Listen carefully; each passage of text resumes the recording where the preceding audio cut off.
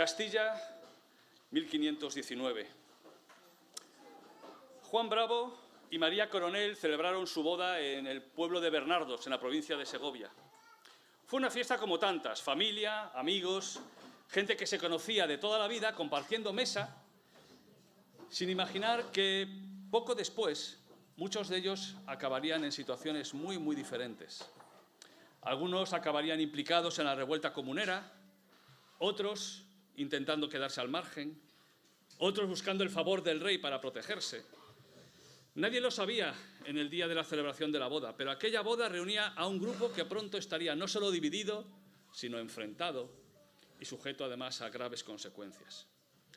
Algo parecido ocurrió también en algunas familias de Salamanca, en especial la familia Maldonado. Pero a simple vista la ciudad parecía unida. Profesores que daban clase juntos, hermanos que habían crecido bajo el mismo techo, clérigos que rezaban en el mismo coro. Pero cuando estalló el conflicto, esas mismas relaciones empezaron a tensarse. Los Maldonado son el ejemplo más claro. Uno de ellos se unió a los comuneros y otro permaneció fiel al rey.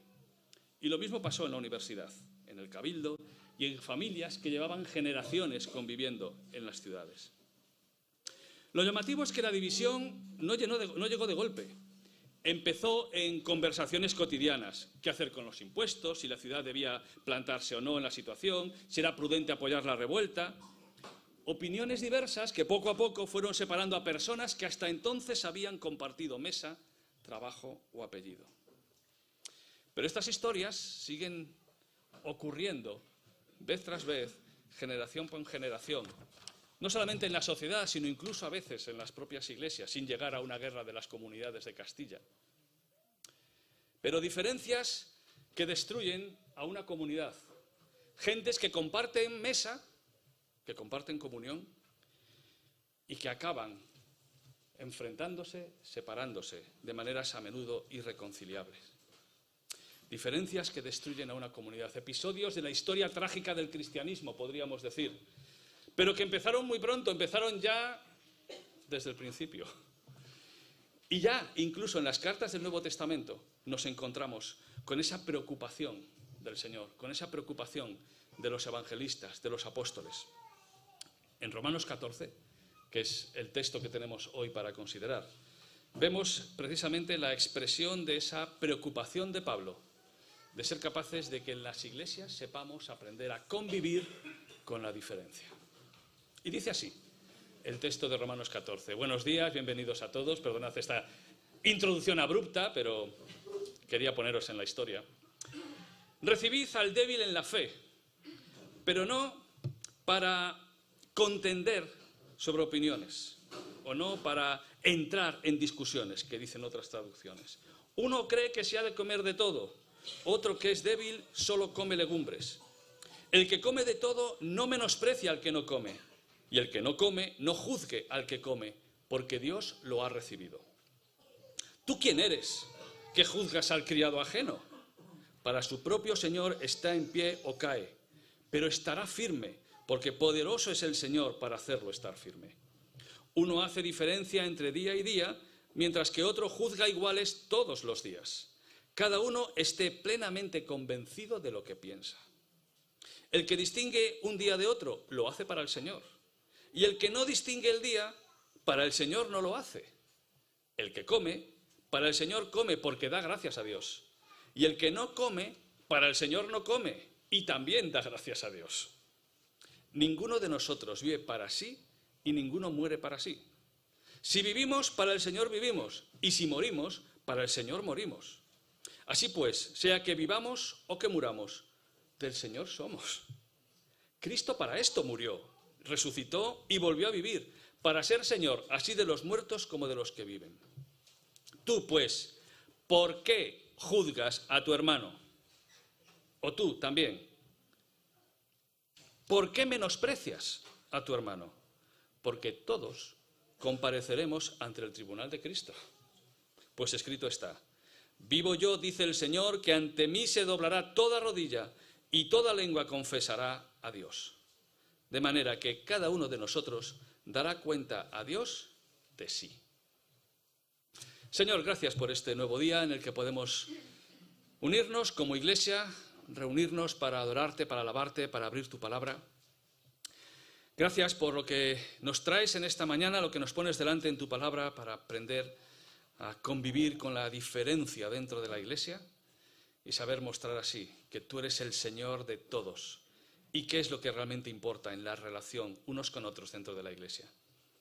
Danos docilidad a tu palabra, danos la capacidad de entender lo que el Espíritu tenga que decirnos a cada uno en nuestra situación, en nuestra circunstancia, en nuestra cultura. Y también te pido que dirijas todas las clases de escuelas dominicales para niños, para jóvenes, que sea también un tiempo de bendición para ellos. Y nos ponemos bajo tu dirección y bendición. En el nombre de Jesús. Amén. Llegamos a ya estos capítulos finales de la carta a los romanos, donde Pablo está apelando a cuestiones muy prácticas y que afectan a la vida cotidiana, a lo que pasaba en el día a día de Roma, de la iglesia de los hermanos en Roma, y a lo que Pablo está mostrando cómo todo lo que ha explicado acerca del poder del Evangelio, de la transformación que hace Cristo, tiene que tener consecuencias reales y prácticas en la vida cotidiana de los creyentes. Pero en este caso parece que tiene que hacer frente a algo que ya había ocurrido en otras congregaciones, y es la existencia de la existencia de una comunidad enfrentada. Una situación en la cual había como distintos equipos y bandos que no solamente jugaban al fútbol, que no existía, que no solamente estaban en su posición diferente, sino que tenían un enfrentamiento entre ellos. Como sabéis, la comunidad en Roma, como hemos visto a lo largo de estos largos meses, era una comunidad con una composición muy diversa.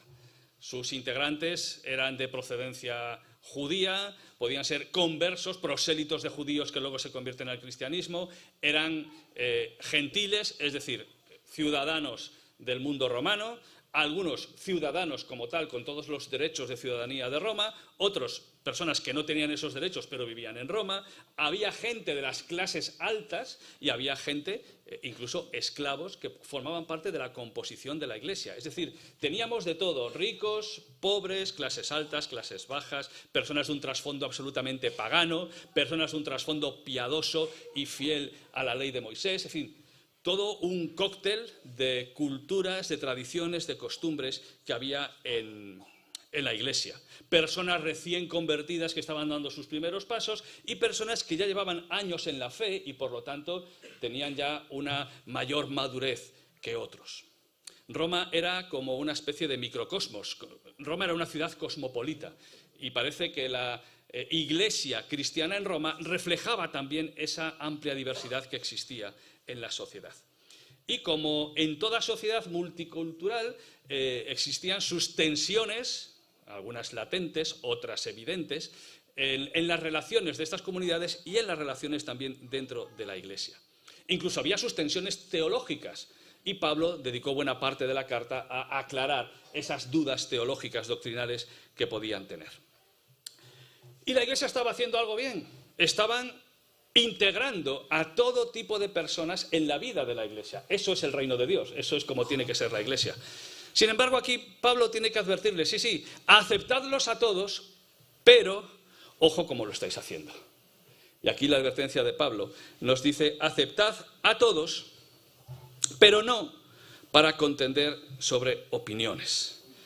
Sí, estaban con esa gran diversidad, pero esa gran diversidad lo que estaba provocando era dificultades y tensiones entre ellos.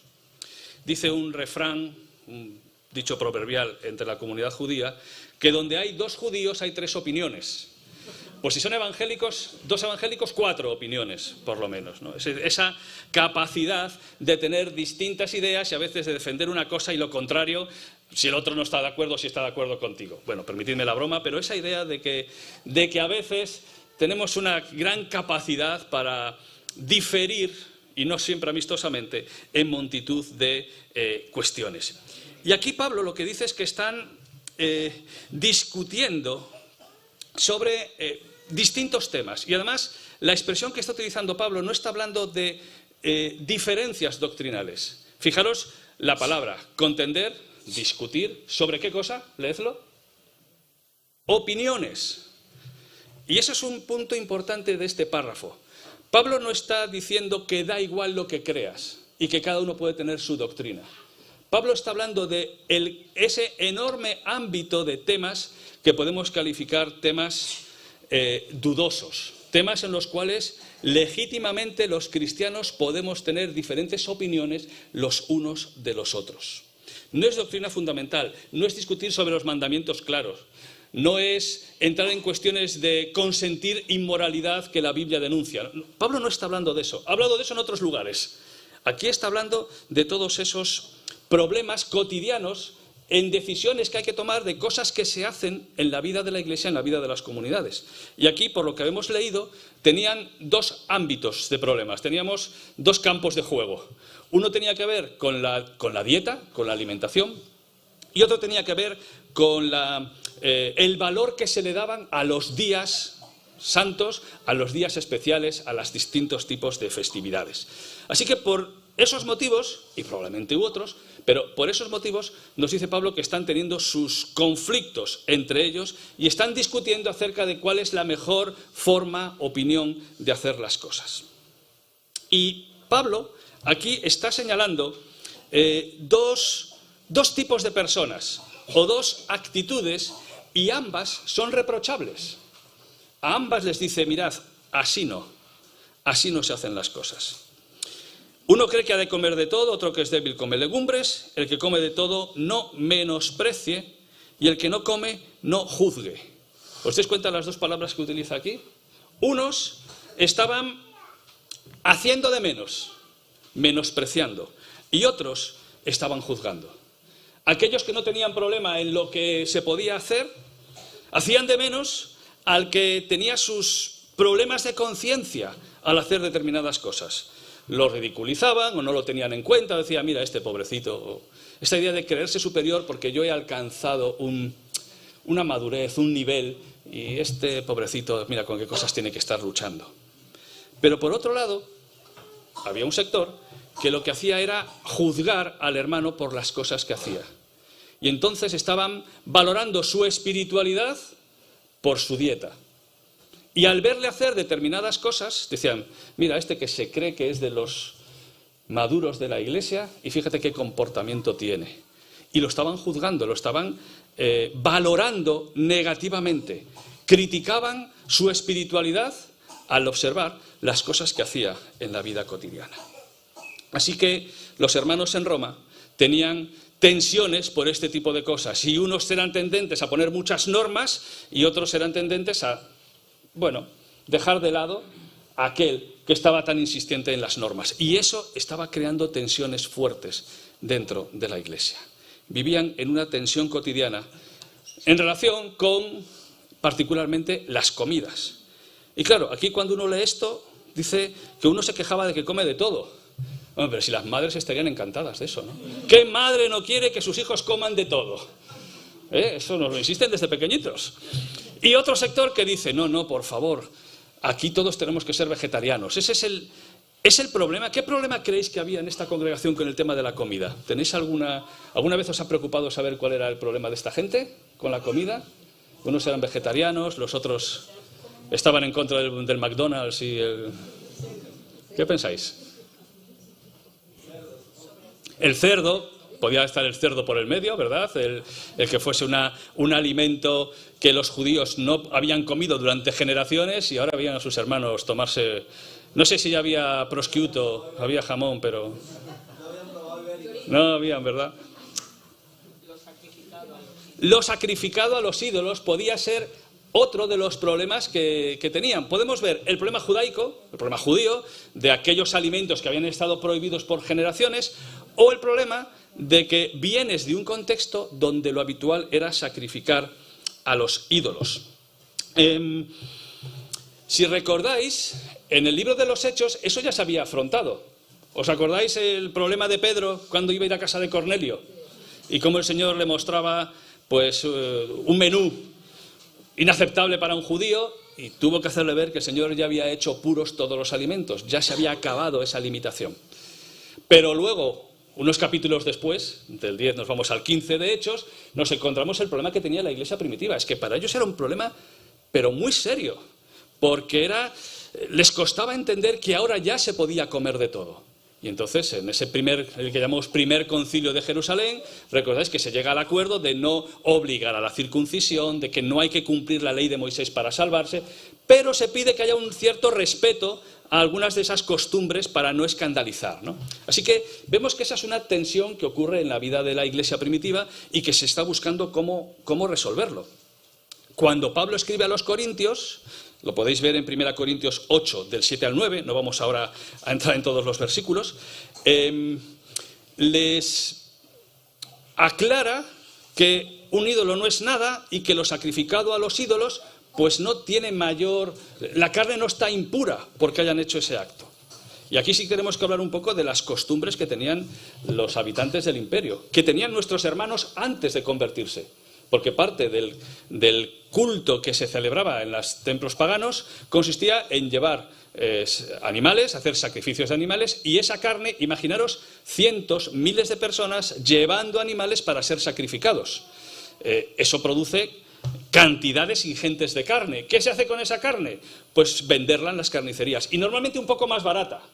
Y aquí incluso entra un posible problema de clase. Los más pobres, pues para comer carne les venía mucho mejor la carne sacrificada. Los más pudientes podían comprar otro tipo de carne de primera, ¿no? Entonces, aquí había ese conflicto. Claro, esa carne había sido sacrificada a los ídolos y ahora se vendía en la carnicería. Para algunos eso era inaceptable. Era cosas que habían participado de cultos idolátricos, del paganismo, y no queremos ni tocar eso. Y otros decían, es carne, la carne es carne. Lo espiritual no se contagia, ¿sabéis? No es un virus. O sea, si tú tocas a un pecador, no te pasa el pecado. No os riáis, porque a veces hay ideas muy extrañas en relación de cómo se pueden contagiar y traspasar los pecados de unos a otros, ¿eh? Pues no es un virus, no hace falta mascarilla. Es un acto o un pensamiento moral, decisión de la conciencia y de la persona. Por lo tanto, la carne es. Y esta era la tensión con la que estaban viviendo. Además, la iglesia primitiva tenía otro problema, y era con el valor de las festividades. Y eso podemos verlo tanto en el mundo pagano. Lo de los romanos y su calendario es asombroso. La cantidad de días fastos y nefastos. Días en los que se podían hacer trabajos y en los que no. Sabéis que no hay fila 13 en algunos aviones, ¿verdad? Heredamos ese tipo de temores a las supersticiones. Entonces, claro, el valorar esos días, las fiestas de Israel, también para algunos, el valor del sábado. Es decir, ¿os dais cuenta la multitud de cositas que afectaban a cómo vivían, cómo comían y cómo se relacionaban? Eso les estaba creando tensión. Y lo que estaba ocurriendo es que un grupo sobre otro quería imponer su criterio, porque esto es lo espiritual y esto es lo que hay que hacer para agradar al Señor. Y los otros decían, pues para agradar al Señor lo que hay que hacer es no preocuparse por estas cosas. Ambos, con la mejor de sus intenciones, lo que estaban provocando era una tensión irreconciliable y estaban rompiendo la convivencia dentro del pueblo de Dios. Muy bonito, en Roma lo arreglaron. Pero, ¿qué pasa hoy con las iglesias y las sociedades multiculturales en las que podemos convivir? Y creo que tenemos que dar muchas gracias a Dios por cómo la Iglesia de España se ha enriquecido en las últimas décadas con la aportación de personas que venís de distintos lugares y que nos muestra la riqueza de la creación y del reino de Dios. Tener una iglesia multicultural, intergeneracional, de toda extracción social, profesión, es una bendición, porque eso es la realidad de la sociedad a la que queremos alcanzar y de la que formamos parte. Eso es el reino de Dios. Pero no es fácil. No es fácil la convivencia, porque hay muchos temas en los cuales pensamos diferente. Vuelvo a abrir el paréntesis, no estamos hablando de doctrinas. No estamos hablando de aquellos elementos fundamentales de la fe cristiana, sino de cosas de la vida cotidiana por las que a veces es mucho más fácil entrar en conflicto que por las relaciones intratrinitarias. Y entonces hay que ver cómo se convive. ¿En qué cosas podemos tener conflicto multicultural en las iglesias de hoy? Os pongo 4 grandes áreas y a lo mejor se os ocurre alguna más. En las costumbres, pues sabemos que es un conflicto, una visión distinta de las sociedades de este o del otro lado del Atlántico en cuanto a qué se hace con el alcohol. ¿Se puede beber vino o no se puede beber vino? Con moderación. Pues sabéis que para algunos eso es un problema de conciencia. Y les cuesta llegar a España y ver a un anciano de la iglesia bebiendo un vino o tomándose una caña. Bueno, especialmente a Antonio, porque es... Si es bueno, solo si es... Pero es verdad, y sé que os ha ocurrido porque os conozco, y con algunos hemos hablado de este tema, porque culturalmente ahí hay una barrera, ¿vale? Así que el tema del alcohol, el tema de la vestimenta. No hace mucho, en un lugar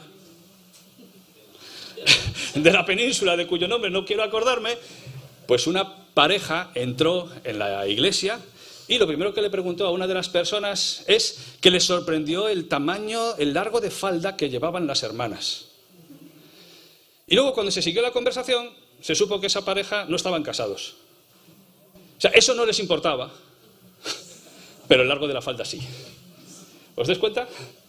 Cómo valoramos por encima la costumbre que la moral de Dios. Pero el tipo de vestimenta. ¿Puede pasar la ofrenda o los símbolos a alguien con un piercing o con tatuajes? Os estoy hablando de cosas que sé que a algunas personas les han creado problemas. Y no estoy apuntando a nadie, solo estoy sacando a la luz lo que sé que hay en nuestras vidas. Hace unos años, ya soy mayor, teníamos algunos problemas porque a mis hijos les gustaba ver Pokémon. Y había personas que entendían que eso era de origen satánico y por lo tanto un hijo de un creyente, lo último que podía hacer un padre es dejar que sus hijos vean Pokémon. No sé si son buenos o malos los Pokémon, pero evidentemente no es una cuestión espiritual. O leer Harry Potter. Cuando hubo la fiebre de Harry Potter, pues hubo personas que tenían serios problemas de conciencia porque Harry Potter hablaba de magia. Es decir, si vamos sacando cosas, hay 1000 pequeñas cuestiones culturales. Sigo. ¿Qué pasa con las fiestas? ¿Cómo se celebran los cumpleaños? O las bodas. ¿Alguien cuando viene de otro país tiene que españolizarse para vivir entre nosotros? Bueno, ¿y qué es españolizarse? Preguntaría yo. Pero son cosas que crean tensión cultural. Pero eso tiene que ver con costumbres. Y seguro que hay más y me he dejado en la mochila. Pero pasemos a las tradiciones eclesiales. ¿Qué versión de la Biblia es legítimo utilizar para predicar? No riáis. Hay lugares donde hay versión oficial. Y debes usar una determinada versión porque es la aceptable y otras no lo son. ¿El predicador debe llevar corbata o sin corbata? Hoy he venido con chaqueta, por lo menos para cumplir un poco de la tradición. Pero no me he puesto corbata. Hace años que no uso corbata. Pero en algunos lugares no es digno que un predicador predique sin corbata. Y si lo haces, bueno, de hecho lo que hacemos por respeto cuando somos invitados a otras iglesias, porque se trata de cómo convivir, es preguntar. Y los que tenemos ministerio en distintos lugares sabemos que pues tenéis que preguntar cuál es la costumbre del lugar, porque no vamos allí a escandalizar. Y si en una iglesia la norma es que el predicador utiliza chaqueta y corbata, pues en algún caso hay que desempolvar el traje viejo y ponérselo, por respeto. Pero eso crea tensiones. Sigo.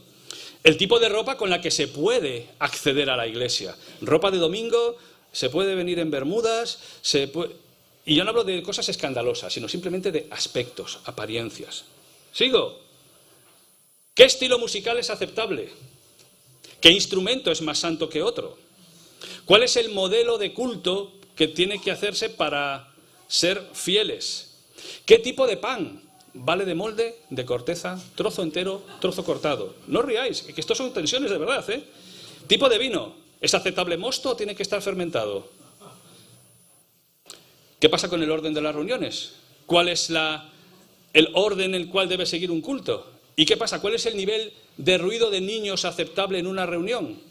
Pues hay lugares donde el ruido de los niños está por encima del predicador y entonces lo que hacen es, por favor, subidme el volumen y entonces el predicador atrona a todos.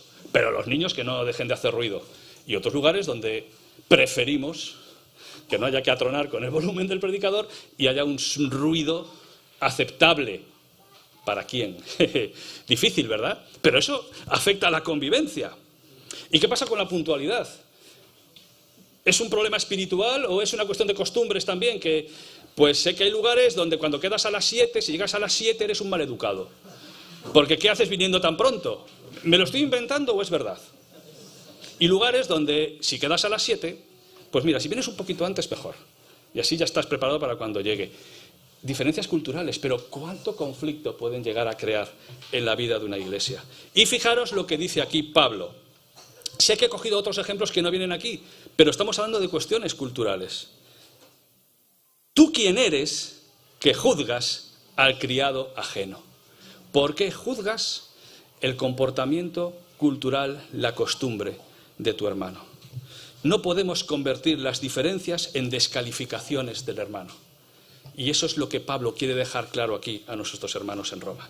Y creo que ahí cada uno de nosotros, después de estas cosas más o menos humorísticas o no, que os he compartido, tenemos que hacer un autoexamen personal de cómo vemos los de fuera, los de toda la vida, los recién llegados, los maduros, los inmaduros, cómo vemos y cómo valoramos lo que unos y otros hacemos. Examinarnos si tenemos recelos o un prejuicio que queda ahí y que condiciona cómo nos acercamos y nos relacionamos unos con otros. Y la palabra de Dios nos llama a aceptarnos. Aceptarnos no quiere decir igualarnos, a aceptarnos y recibirnos los unos a los otros con gratitud al Señor. No con imposiciones, sino con diálogo y con búsqueda de la edificación mutua que glorifica al Señor. Así que te dejo una pregunta para que la pienses. ¿Qué tema secundario ocupa demasiado tiempo en tus conversaciones? ¿De qué tipo de cosas que pasan estás fijándote tanto y estás hablando con el que tienes al lado o con tu pareja, de cómo se hacen las cosas o cómo hace o qué hizo fulanito? Simplemente hagámonos ese autoexamen para ver si estamos cayendo en este problema que estaban viviendo nuestros hermanos en Roma. ¿Qué tema secundario ocupa demasiado espacio en tus conversaciones sobre la Iglesia? Quédatelo ahí para pensar. Pablo avanza con el argumento y nos habla de lo importante que es respetar la convicción que cada uno tiene. Cada uno, versículo 5, esté plenamente convencido de lo que piensa. Y esto tiene que ver con un derecho fundamental que ha estado desde el origen del cristianismo, y es ese principio de la libertad de conciencia, del derecho de la persona a su propia conciencia y a sus propias convicciones. Y en el fondo esa es la base de los sistemas democráticos en el mundo occidental, parten de estos principios entre otros, pero esa importancia del respeto a la opinión y a la libertad de conciencia. Y en cambio en las sociedades actuales vemos que en nombre de la tolerancia se están volviendo especialmente intolerantes contra aquellos que piensen de una manera diferente a lo establecido en la sociedad en lo que estamos. Pero aquí Pablo nos recuerda la importancia de que cada uno esté convencido en su propia mente. Recordad, no estamos hablando de temas esenciales de la fe, sino de estas cosas de costumbres y cuestiones culturales. Son temas de opiniones en los cuales si con la conciencia limpia y con la palabra de Dios en la mano podemos hacer algo dando las gracias a Dios por ello, que es lo que está argumentando Pablo, pues no podemos juzgarnos los unos a los otros. Cada uno está en diferentes momentos de su vida y de su crecimiento espiritual. Es lo que en otros lugares el Nuevo Testamento habla según la medida de fe de cada uno, según lo que ha ido creciendo y aprendiendo.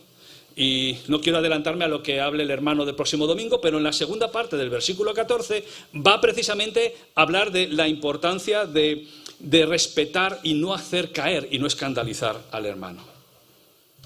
Por eso es importante que lo que uno hace lo haga convencido, no simplemente por costumbre o por tradición o porque esto es lo que he hecho de toda la vida. ¿Has pensado en cuáles son tus motivaciones? ¿Realmente lo que haces o lo que dejas de hacer lo haces convencido de que así estás honrando al Señor o simplemente porque es la costumbre y así se hacía en tu casa? Pablo nos está invitando a un convencimiento libre pero responsable delante del Señor. ¿Estás dispuesto a revisar tus convicciones? ¿O como son las tuyas, pues llegas a un sitio y lo que haces es, uy, mira qué mal hacen aquí, a ver si les convenzo para que lo cambien? Pues entonces estás haciendo una actitud contraria al espíritu de lo que aquí está diciendo el apóstol Pablo. o convierto mis convicciones en posiciones intocables y de ahí no me bajo, me digan lo que me digan. Estar convencido en tu propia mente no significa que seas un cabezota. Significa que delante del Señor puedes defender algo que te parece que es importante y valioso. Porque creo que es importante recordar este principio. Mantener la comunión es más importante que tener la razón. Porque muchas veces no somos conscientes del trasfondo del otro. Podemos juzgarle por su rechazo al vino y no hemos sabido que ha tenido un padre alcohólico que ha arruinado a la familia.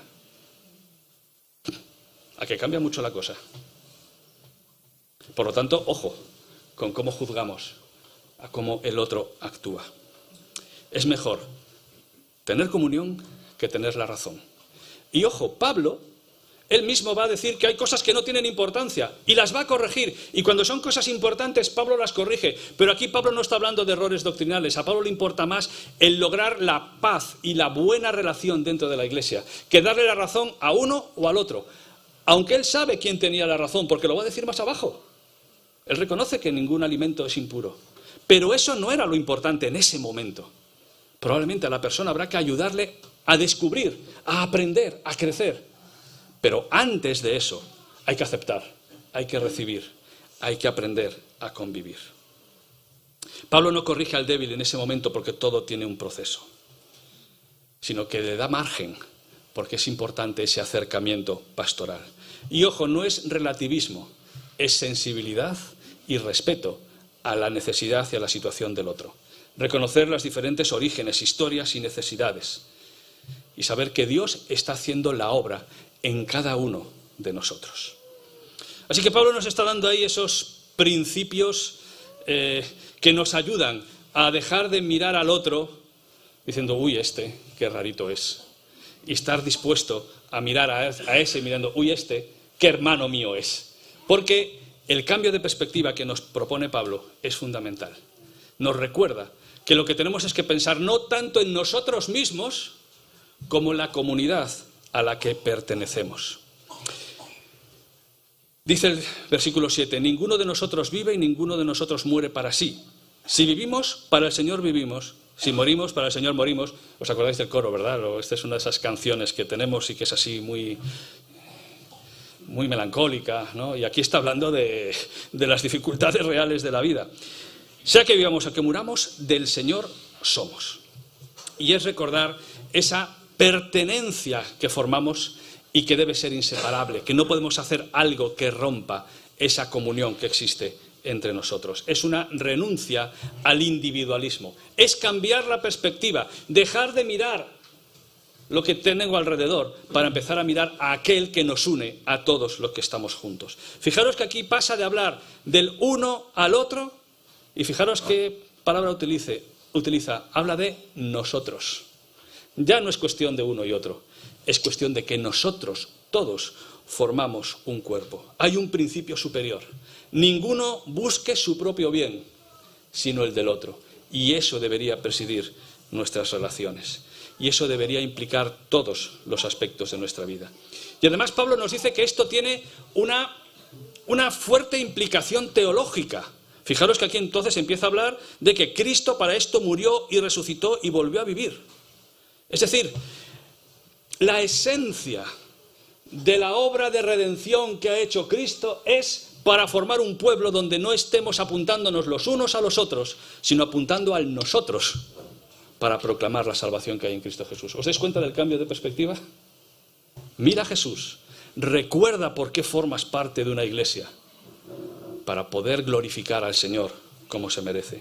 Ese es el propósito de la redención. Eso significa que Jesús es Señor. No solo es proclamarlo y decirlo, es vivirlo en la manera en la que nos tratamos los unos a los otros. Porque la expresión visible de la obra de Dios es la iglesia. La iglesia es el cuerpo de Cristo.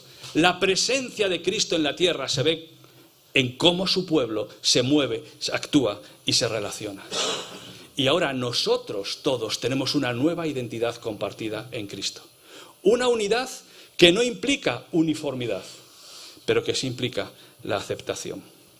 Y en el versículo 10, ese nosotros, mirad en lo que se convierte. Tú pues, ¿por qué juzgas a tú hermano. Es una invitación a la fraternidad.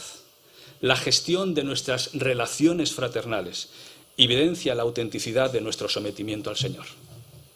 Nos muestra cuánto hemos aceptado a Jesús como nuestro Señor en nuestras vidas, en la manera en que aceptamos la convivencia con aquel que es diferente de nosotros, pero tiene al mismo Señor. Y Pablo va a dar un paso más, porque va a llevar nuestra mirada todavía más lejos. ¿Ante quién compareceremos? Pero claro, esto me ha llevado a pensar y mirar un poco alrededor, a el momento social que estamos viviendo en nuestro país. Estamos en una temporada donde los juicios, aparte de algunos virus, donde los juicios están presentes en los medios de comunicación de forma permanente, donde estamos viendo cómo se están juzgando casos de corrupción del gobierno de un color y de otro color, unos y otros. No entro en valoraciones de partidos políticos, sino la evidencia de que en todo el espectro político estamos viendo conductas escandalosas y esa sensación que a veces hay como de impunidad, de que están por encima de la ley y actúan como si la ley no fuera con ellos. Y de hecho, en las cosas que se cuentan, en las informaciones que salen, pues se ven comportamientos de los dirigentes, de los gobernantes, que son realmente escandalosos y que parece que la ley pues no iba con ellos. ¿Pero dónde están ahora? En el banquillo. Están siendo juzgados y están teniendo que dar cuenta de sus actos, de sus hechos, y si son culpables, sufrir las consecuencias, porque no estaban por encima de la ley. El fiscal de uno de estos juicios, lo tenéis en esa noticia de uno de los periódicos, muestra cómo estas conductas carcomen nuestro sistema democrático y deslegitiman el Estado de Derecho. Es decir, no son simplemente delitos. Ese tipo de comportamientos de los gobernantes son una enfermedad para la sociedad, porque dejas de confiar en las instituciones, en la ley, en el gobierno, y eso destruye los sistemas de convivencia. Y en la historia de la humanidad hemos visto que cuando se destruyen esas bases de convivencia, lo que acaba es habiendo enfrentamientos, pues como aquel con el que empezábamos la clase, ¿verdad? El que hubo en las comunidades de Castilla en principios del siglo XVI. Pero sabéis, los creyentes también vamos a comparecer en un banquillo. Y lo que hacemos hoy, tenemos que mirarlo también a la luz de que un día daremos cuentas no al de al lado, sino al de arriba. Permitidme la metáfora geográfica. No unos a otros, sino ante Él, que es el Señor, y al que tenemos que dar cuenta de nuestros actos. Pablo nos recuerda que debemos ocupar el lugar que nos corresponde, que es no acusando, sino sentados en el banquillo. No somos los jueces del prójimo. Y nos recuerda que un día nosotros daremos cuenta de lo que hemos hecho cada uno de nosotros, no de lo que ha hecho el otro, de lo que hemos hecho cada uno de nosotros. El propio Señor Jesús nos recordó lo fácil que es ver la paja en el ojo ajeno y no ver la viga que tenemos en el nuestro.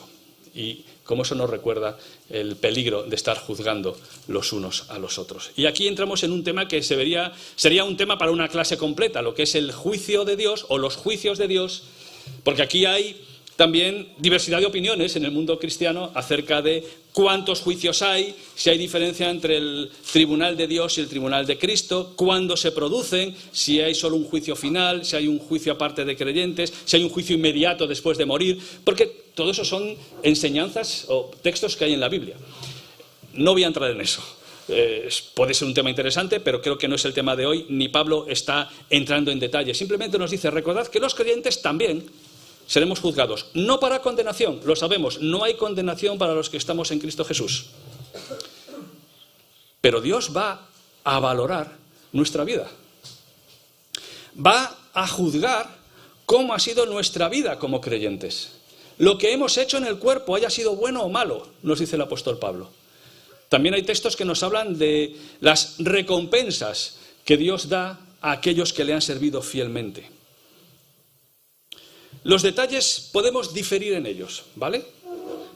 Pero la enseñanza es clara. Tú y yo, un día vamos a estar en la presencia de Dios y Dios va a valorar lo que hemos estado haciendo en nuestra vida. Eso no nos va a quitar la salvación. Pero recordad que Pablo dijo que nuestras obras serán probadas y el fuego las quemará, y si son de paja, pues sí, a lo mejor han sido muy evidentes y han parecido obras estupendas, pero la motivación, la actitud, no era la correcta. Y esa obra que los hombres han valorado como, oh, mira este hermano o esta hermana lo que ha hecho, y eso se consume como paja. Y quizás otros, cuyas obras nadie se ha fijado, han construido una vida de servicio y de fidelidad al Señor, que el Señor va a mostrar y va a recompensar. Dios nos va a pedir cuentas de nuestra vida. Y deberíamos tenerlo nosotros muy en cuenta, para saber si nos acercaremos a Él avergonzados, nos dice el apóstol Juan, o si podemos alabarle y agradecerle lo que ha permitido hacer en nuestra vida con todas nuestras dificultades. Por eso debemos preguntarnos, ¿cómo he invertido mi vida? ¿Cómo he tratado a mi hermano? ¿Cómo he promovido la comunión en la vida de mi iglesia local? Romanos nos recuerda que no tenemos que examinar a nuestro hermano, sino examinarnos a nosotros mismos para ver si lo que estamos haciendo glorifica de verdad al Señor. Y sabéis, probablemente no se va a valorar tanto nuestra sana doctrina o buenas costumbres como nuestro verdadero corazón en la relación unos con otros y en la relación con el Señor.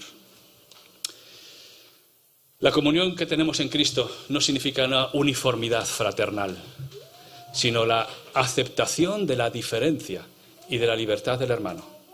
Y por eso la Iglesia debe priorizar la unidad, reconociendo que cada creyente pertenece al Señor, buscando cómo edificar juntos.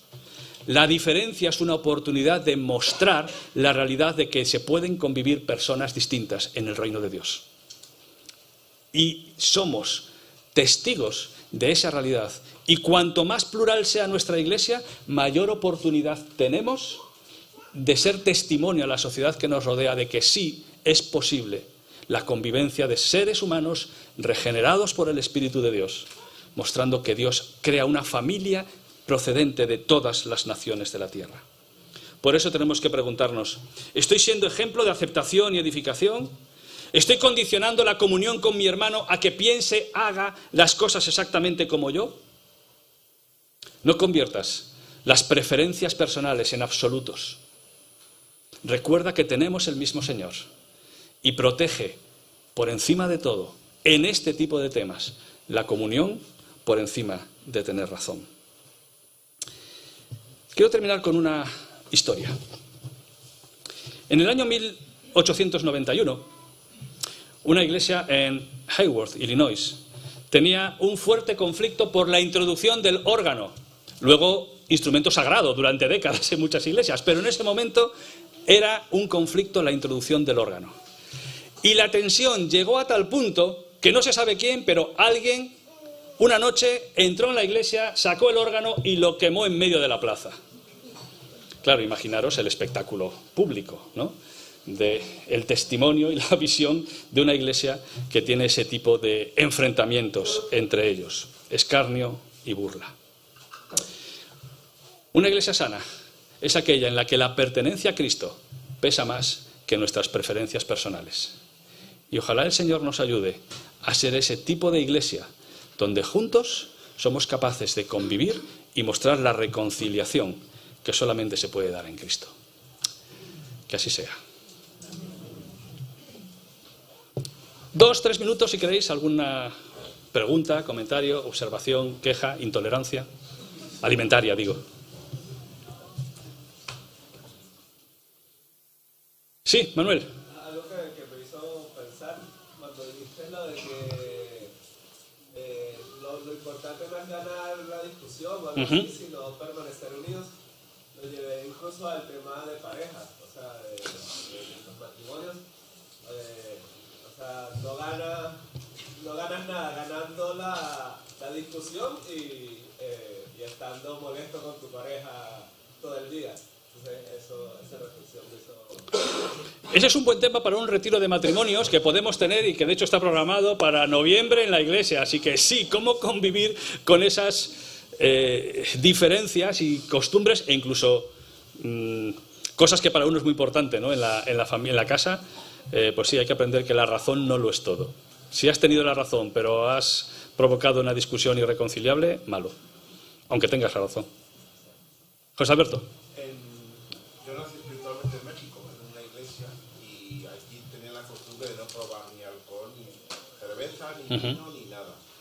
Y la razón era que también había bastante problema con el alcohol, había muchos alcohólicos, y cuando recibías la paga te ibas directamente a la cantina, y claro, la gente que se convertía, pues como modo de respeto, tal, pues no poner ni vino ni siquiera en la mesa. Cuando ibas a comer a casa te daban ni cerveza ni vino por amor a... Y luego lo entiendo. Y creo que esa es la respuesta correcta para esa circunstancia. Pero si me invitas, yo no me... pero ya no estás allí, tú ya estás aculturizado del todo. No, pero creo que eso es lo que deben hacer. Si eso es un problema en ese lugar, pues por decir, no, la Biblia no lo prohíbe, y entonces lo que estás provocando es un problema en tu iglesia. Entonces, el evitar eso es esa libertad también, ¿no?, de la iglesia y del creyente. Gracias, José Alberto. Sí, y después Alessandro. ¿Cómo lidiar con un hermano que te juzga porque tú haces algo que para él es pecado y te lo vive mencionando a cada rato? Ya has dejado de hacer eso, ¿cómo vas con eso? No lo hagas más. ¿Cómo lidiar con esas personas? Pues tenía que haber venido a esta clase bíblica y descubrir qué es lo que el apóstol Pablo dice al respecto, pero yo creo que hay que hacerle ver precisamente esto, este llamado a que eso no es un tema esencial y que esa actitud de juicio es lo que la palabra reprende. La palabra reprende esa actitud de juicio y por lo tanto el problema es que hay personas que no están dispuestas a aceptarlo.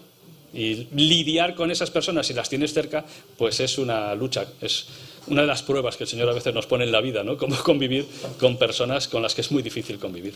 Pero yo creo que hay que enseñar también y mostrar. Por eso Pablo escribe esta carta, porque había ese tipo de problemas. Había quienes imponían una y otra vez. Pues está diciendo, no juzgues, que el Señor te juzgará a ti también. Seleiner.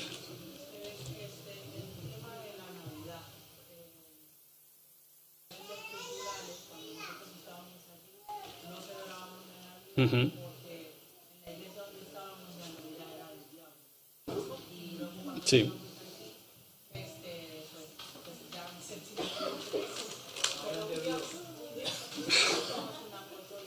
Yeah. Claro. Claro.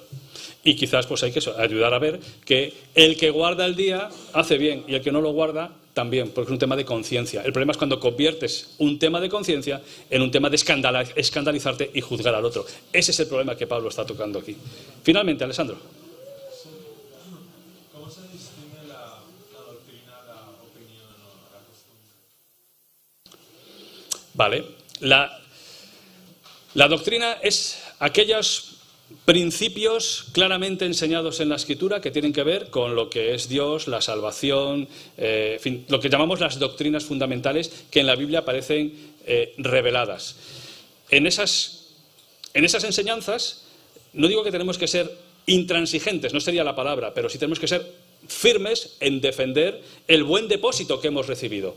Y ahí es parte de la responsabilidad de una iglesia, de ser capaz de identificar cuáles son esas doctrinas fundamentales, en las que luego las iglesias difieren, claro, pero tenemos que ser capaces como iglesia, como cuerpo, ser capaces de identificarlas. El mundo evangélico tiene unas bases de fe, que son unos mínimos, digamos, que todos los evangélicos defendemos. Y mira que hay diversidad en el mundo evangélico, pero entidades como Alianza Evangélica Española, por ejemplo, es una entidad que muestra lo que significa esa identidad evangélica. Eso es doctrina fundamental.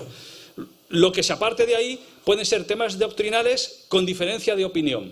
La segunda venida, ¿va a ser un evento único o en etapas? ¿Gran tribulación o no gran tribulación? Ahí son cuestiones que son doctrinales, pero los cristianos reconocemos que con la Biblia en la mano se pueden llegar a distintas conclusiones. Y luego las cuestiones de costumbres tienen que ver con lo que hemos mencionado de alimentos, ropas, festividades, aspectos más de la vida, de la cultura en la que uno está viviendo.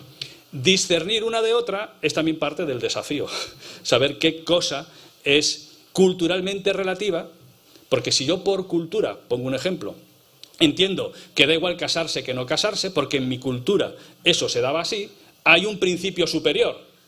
Por encima de tu cultura está la palabra de Dios, que dice que hombre y mujer para convivir deben casarse. Ahí la cultura queda por debajo, está por encima el mandamiento. Ahí tenemos un principio.